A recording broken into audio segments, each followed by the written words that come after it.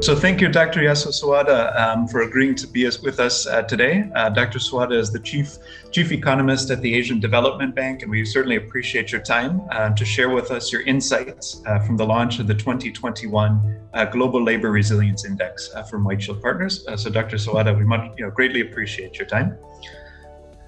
I want to ask you a series of questions to get some of your insights from the GRI 2021 launch, and it's its applicability in terms of the Asian region, your particular insights into it. So first, what within this past year, we know that the COVID-19 pandemic has hit countries across the globe. What has the COVID-19 though and the pandemic taught us about labor market resilience? Yes, this is a very, very important question. In Asia, I think COVID-19 revealed both the vulnerability and flexibility of labor market. As for the vulnerability, a pandemic has put many jobs at risk, and some jobs may be lost permanently. Early estimate by ADB suggesting that for developing Asia, the drop in employment is really enormous, as high as 100 million jobs lost by this pandemic. And actually 100 million jobs, it's around 70% of total employment losses globally due to pandemic. And also estimated wage income losses are also substantial. More than 300 billion US dollars wage seems to be lost in Asia. So this is a vulnerability, but as to flexibility, those who are able to go online were able to rapidly shift to work from home arrangement.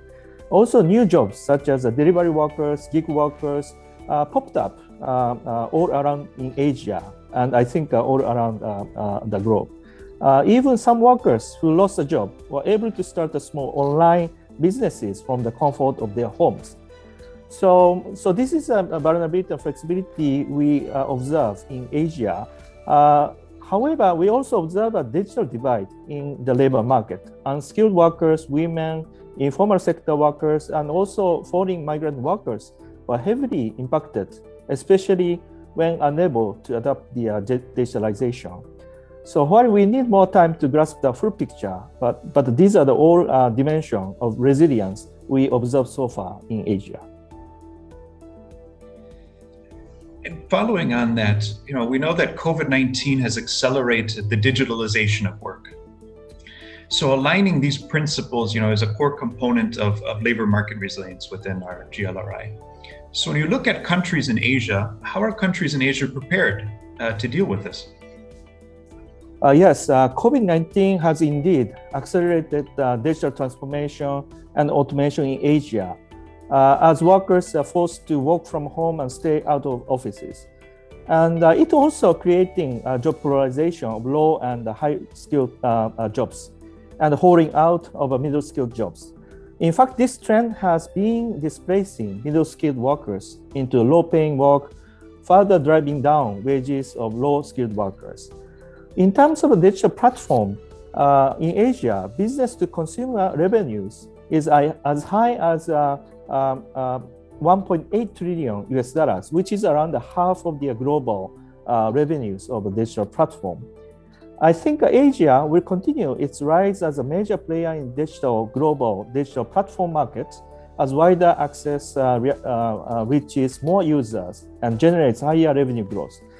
Therefore, I think in the accelerated digitalization work and resulting risk of further job polarization in Asia, a greater effort should be placed to enhance the digital transformation and narrow the digital divide within the specific context of each country and community, and each country has a different level of digitalization and progress in digitalization. So customized efforts should be needed. For example, through strengthening digital literacy and skills training, especially for the poor, rural communities, women, the elderly, and unserved segments of population. So I think digitalization has been really accelerating Asia and potentially generating lots of benefits.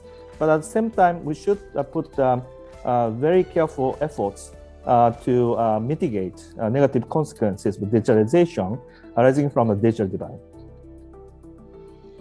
And then broader from digitalization, when you look and think about the three things that governments across Asia, should focus on, to improve their labor market resilience in the next 12 months, what would be three, examples of priorities for Asian governments?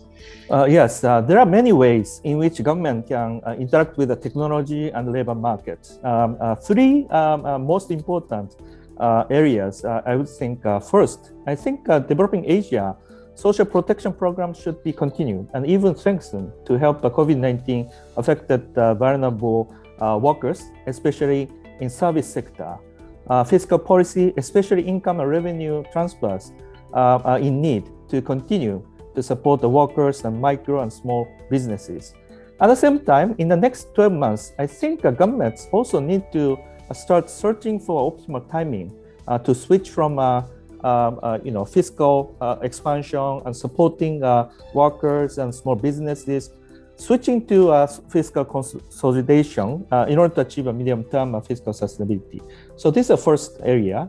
Secondly, in a longer horizon, I think government should respond to the challenge of job polarization and digital divide, which has been already happening pre-COVID-19 situation. Ensuring workers are protected from downside digitalization and able to harness new opportunities they provide.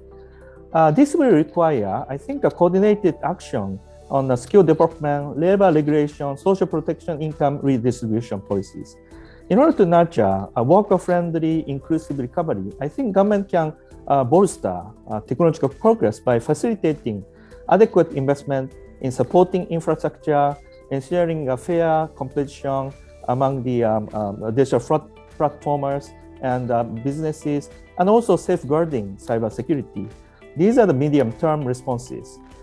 Finally, but not least, I think as a user of technology, I think governments can improve its efficiency and effectiveness for better workers' job and employment environment by utilizing new technology, improving delivery of public goods provision and services provision, public services provision, and by doing so, enhance the government compliance in supporting all the workers in all the sectors. So I think these are the three things I would list government can do in the next 12 months. Thank you very much, Doctor, for your insightful views on the GLRI 2021. We greatly appreciate your time. Thank you. Thank you very much for having me today. Thank you.